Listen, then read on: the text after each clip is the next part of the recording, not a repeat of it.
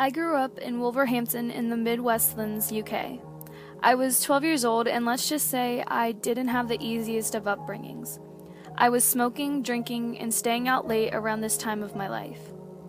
So I was bunking off school, my mom was at work, and it was late morning around 11 a.m. I wanted to buy some cigarettes, but as I was well under the legal age was 16 at this time, I had to hang around outside the shop and ask strangers if they would take my money and purchase them for me. About 1.5 miles from my house, there was a little shop called the Spar. It was on a fairly busy road. A row of hedges lined one side with a gap that led into the field beyond and houses on the opposite side. So I was standing maybe 10 paces from the shop waiting for people to walk past so I could ask them to purchase my cigarettes. I usually second-guessed if they would be willing to buy by how they looked. I asked a lady, maybe mid-40s, shoulder-length blonde hair, black business trousers, pink elbow-length jumper, looked like she smoked. She said no. I asked a guy, maybe mid-50s, shaved brown hair, he was wearing blue jeans and a white shirt. He ignored me. So I was getting desperate by this point and decided upon asking anybody that came by. Then I see a rather disheveled-looking man coming up the road towards me past the row of hedges. He was wearing dirty, dark brown suit trousers and a buttoned-up, dark brown, dirty velvet jacket. He had a black bowler kind of hat on, and he kind of limped a little as he walked. As he got closer to me, and I was trying to suss out if he looked like the type that would possibly purchase a 12-year-old cigarettes, I noticed that he was probably homeless and possibly in his late 50s, early 60s. But I thought, he probably smokes, I'll ask him. As he approached me, I gave him the usual line. "Excuse me, mate, would you please go into that shop and get some cigs for me?" He stopped and thought for a second and then said, "How old are you?" I lied. "I'm 15, almost 16. Then he said, "Alright, which ones do you want?" and held out a really dirty hand. I gave him my money and asked him to get me the 10 sovereign. I have the exact change. He goes into the shop and I'm waiting outside, excited. I'm finally getting my cigarettes and can go home and chill out before I have to leave the house again to make it look like I've just got home from school. He comes out and gives me 20 sovereign. I'm miffed to say the least, and I say, "But I only gave you enough money for 10. And I start panicking because I don't have any extra money on me to give him. At this point, he hooks my arm in his, very tightly, holding my arm very firmly to his side, and starts to walk back towards the hedge-lined road. All the while, he's telling me how I can make up for not having the extra money for the cigarettes. I'm kind of stunned at this point, and my mind is blank. I guess I was in some kind of shock. He leads me through the gap in the hedges and into the field, all the while talking non-stop, still briskly walking with my arm locked in his. He's telling me how I can come to his house and help him fix the roof tiles. I'm still in silent shock. The field is huge, and I can see it leads into more fields and more fields. I can hear the cars behind me getting more distant. I can't see any houses for miles, there's just fields. He's still talking, but I'm not taking in what he is saying. My mind starts to race. I finally realize that something about this isn't quite right, and I have to get away. As he is still walking, still holding my arm, I suddenly and violently pull back with my arm straight. It slides my arm out of his very quickly, and he goes flying forwards and lands in a heap on the floor, and I take one big step backwards. I'm terrified at this point, but still in shock. I can't speak. He's laying on the ground, groaning, holding his leg, like he's in a lot of pain. "What'd you do that for? You've really hurt me. Help me up. Help me up." He's holding his leg and holding his hand out for me to help him. I'm frozen. My mind is racing so fast. I'm looking at this disheveled man right in my eye, laying on the ground, groaning like he is in pain, but something about this situation didn't sit right with me. My gut was telling me to run, don't help him up. "I bought you those cigarettes, didn't I? I helped you out. Why'd you do this? You've hurt me. Help me up." I take another step backwards, all the while looking into his green eyes. All of a sudden, he stops groaning and asking me for help up. He points his finger at me, looking me right in the eye, and says, "You're a smart girl." It was like an electric shock ran through my body, and I turn and run. I don't look back, I just run as fast as I can. When I've gotten off the hedge-lined road and turned into the next road, I slow as I'm out of breath. I start bawling my eyes out, and I'm shaking uncontrollably. I keep checking behind me, catch my breath, and don't stop running until I get home. Least to say, I was terrified I'd bump into this man again, and I never tried to buy cigarettes from that shop ever again. So, just as some background, I'm a male and currently 25 and still living within 15 miles of my old house. This happened when I was about 8 or 9, making my sister at the time 5 or 6. We lived in a quiet neighborhood that, once I grew up, I found out was actually a lower income part of town. However, we had some wonderful neighbors, and it was thanks to these neighbors that a lot of potentially negative situations were avoided. At the time, my dad was working an 8 a.m. to 8 p.m. job, and my mother was a secretary at a hospital, which meant that during the day she was often at work. Usually, my sister and I had a babysitter, but once I reached about 8 or 9, I began to be old enough to look out for us without a babysitter. Now, mind you, this was the 90s, which certainly were not safe, but were much safer than they are now. Also, we had the previously mentioned neighbors who generally did a good job of keeping an eye on us and our house. This particular incident was one of the first times I was charged to babysit my sister. She was in her high chair eating whatever my mom had left for us when I got a knock on the front door. Now, this was strange since we never got visitors on a regular basis, other than the boy across the street who would want us to come out and play, but he usually just yelled my name while knocking. I was young and naive and decided to open the door. There was a locked screen door beyond that, and I left that closed and locked. Outside was a middle-aged man. I hardly remember his facial features or even body type. I remember his yellow shirt and dirty jeans. "Can I help you?" I asked innocently, no alarm bells going off yet. "Hey there, are your parents home?"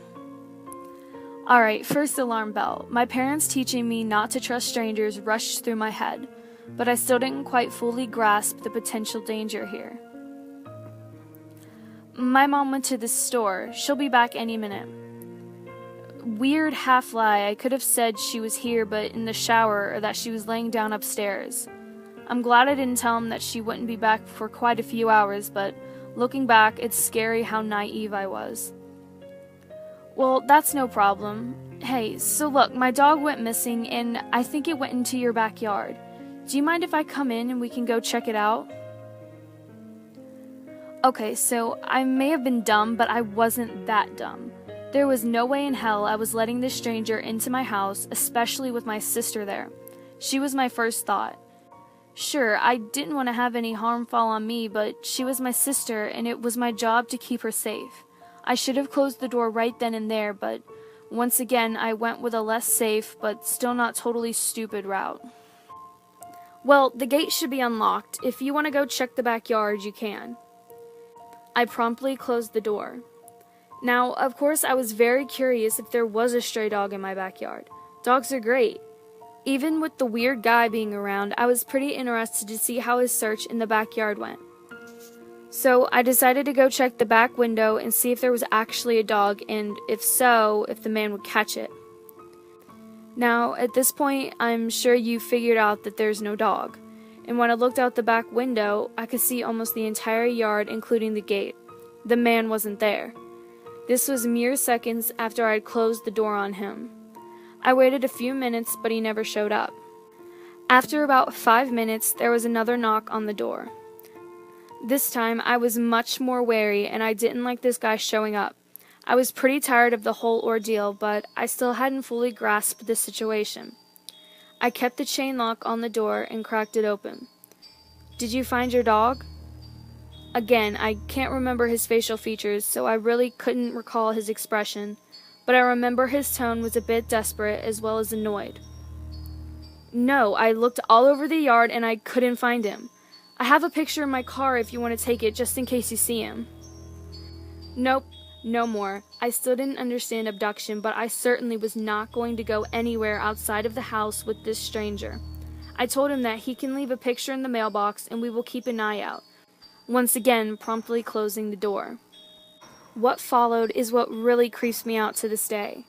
Looking back, I was freaked out that I had come that close to exposing my sister and myself to danger, but this scared the shit out of me. Suddenly, there was more knocking on my door. Not the screen door separating the door itself. Like I mentioned previously, the screen door was locked, and unless that was open, it was impossible to knock on the door itself. It freaked me the fuck out, and I took my sister to my bedroom and crept back out to the kitchen and saw the man quickly getting back into his car while my saint of a next-door neighbor, Joan, stood on her front lawn smoking and watching him intently. It took a long time for me to add it all up, and honestly, I had forgotten about it for a long time. When I finally remembered it all, I couldn't even believe my own memories. I'm still debating with myself to actually tell my parents now. I wouldn't want to unnecessarily upset them. But maybe it's an important story to tell my 2 younger sisters, just as a life lesson. If anyone has any advice, I would love to hear it. Either way, Mr. Yellow Shirt Man, yeah, let's not ever meet again. Also, thank you, Joan, wherever you are. You saved me on multiple occasions, and I didn't even know it.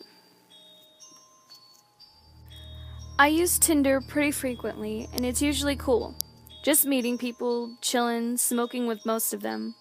So, I matched with this dude named Charlie, and he seems cool. He's really cute, and he plays music, which is really appealing to me, as I also sing and play piano. We talked for a little while, and I agreed to meet him at his house. Mistake number 1. Why did I think it was a good idea to meet a stranger in their home? I don't drive, so I take an Uber over, and it was a decent way away, so it's kinda pricey. When he buzzes me into the apartment complex, I got this really creepy vibe, but I shook it off as nerves. I go up to the 3rd floor, and he's standing at the door. Things are cool, we're just chillin', we smoked a couple of bowls, and we're watching a movie. So he makes a move on me, and I go with it. We end up on the bed, and we're obviously engaging in adult activities when, out of nowhere, he wraps his hands around my neck. Hard. Now, that's all fine and good with me. I mean, I can dig that in the right setting, but alone in a stranger's house, when he didn't even check to see if it was cool, is not one of those settings. So I literally can't breathe, and I'm fairly certain I'm turning blue at this point, and he's just relentless. Not only is he asphyxiating me, he's now yelling in my face, "Are you scared?" with this wild look in his eyes, and I'm like, fuck yes, I'm scared, you're trying to kill me. I started to struggle, and he was gripping even harder. I'm not even kidding you guys, I seriously thought I was going to die. By some miracle, I wriggle out of his grasp and start screaming. He's yelling at me to calm down, and I'm frantically trying to put on my clothes. He grabs my wrist as I'm trying to leave, and I use all my strength to pull away and slam the door. As it was closing, the charming fella bid me adieu with the words, "Fucking cunt." I get home, and I look in the mirror and have hella bruises on my neck. I tried to cover it up with makeup, but to no avail. I straight up look like I was almost strangled to death. Then he texts me saying, "I think you need more than one dick." And I'm like, oh really? You want to bring a friend and kill me together? How lovely. Anyways, I blocked him and reported him on Tinder. I wish I could have done more because I seriously think he would have killed me. I've been debating going to the police, but the bruises are gone and it's a he said she said thing now. But I'm really starting to wonder if I should because the next girl might not be so lucky. 0 out of 10 would not attempt murder again. Crazy strangler Tinder dude, let's not meet. I grew up in a small town in northern New England, in a house from the 1800s that was once a tavern frequented by coaches on the way to Canada. Our house was the only property at the end of a steep dirt road that snaked into the woods. Our nearest neighbor owned a small farm that sold vegetables, firewood, maple products, and hay that he grew in the many open fields along the main road. The farmer was in his early 50s and had a younger brother in his late 30s who operated a small sawmill about a mile from our house. I remember him as being nice, handsome in retrospect, tall and lean with a deep tan and a broad smile. Like anyone in a small town, we got to know of him through chance encounters around town and gossip passed down from friends and acquaintances. Most of the gossip centered around his rapid turnover of girlfriends and the strained relationship he had with his brother, our neighbor. He had a large Airedale terrier named Maple that was always wandering along the road and patrolling the farm. She escorted me when I walked home from school and joined me when I was exploring in the woods. I was nervous around big dogs, but I loved animals and was flattered that she was so protective of me. He often drove past in his pickup when I was walking home from school or the library. It seemed like each time he idled the truck to say hi, he'd extend a different invitation. Sometimes he'd invite me to come visit and help him plant in his greenhouse. Other times he'd offer to show me the sugar house he shared with his brother. He had a man-made pond behind his house and began in the early summer. He'd remind me that my parents and I could come swim in it at any time. I didn't think his behavior was strange at all. I was a sheltered 10-year-old girl and painfully shy, especially around men. The only reason I didn't take him up on any of his offers was because talking to adults in general made me nervous, trip over my words, and sound amazingly stupid. That summer, the afternoon heat reached a dizzying peak and I started making the dusty trek to his house to cool off in the pond. I had a hideous lime green Land's End one-piece that I hid under shorts and a t-shirt until I could change in the privacy of the beech trees by the pond. The first few times I went swimming, I wasn't even aware of him being home. The house was dark and quiet, and I just assumed he was working. After each swim, I had to walk back up a steep hill through tall grass that hid the pond from the road. There was no way to get back without cutting through his backyard. As the summer wore on, he was home more and more and began to block me on the path to give me gifts. Quarts of maple syrup, sunflower seedlings from the greenhouse, etc. I didn't think much of it because he always told me that the gifts were for me to share with my parents. Still, I never told either my mom or dad about him because I technically wasn't supposed to walk that far away from home. One day, I stayed at the pond late into the evening. As I was walking back up past the house, he came up from the darkened screened porch that overlooked the pond. He seemed feverish. The whites of his eyes were unusually large and bright. He put his hand on my shoulder and gripped it hard. He said that I looked tired and that I should come inside to have a snack and then he would drive me home. He tried steering me inside the house. I started fumbling for excuses. I told him that I had to get home before dark or my mother would ground me and I wouldn't be able to swim at the pond anymore. His face darkened, but he relented. He said that at the very least he should drive me home. I was hot and exhausted and his grip was far too strong to resist as he guided me to the truck. Almost immediately after I climbed into the passenger seat, Maple appeared from nowhere and leapt into the cab. He scolded her and tried shooing her away. That was the first time I had seen him genuinely angry, so much so that the muscles of his jaw roped under his skin.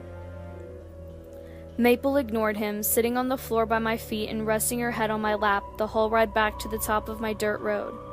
That was the last time I went swimming at his pond. One night that October, driving back from a fair with my parents, my dad's cell phone rang. For a while he didn't say anything at all.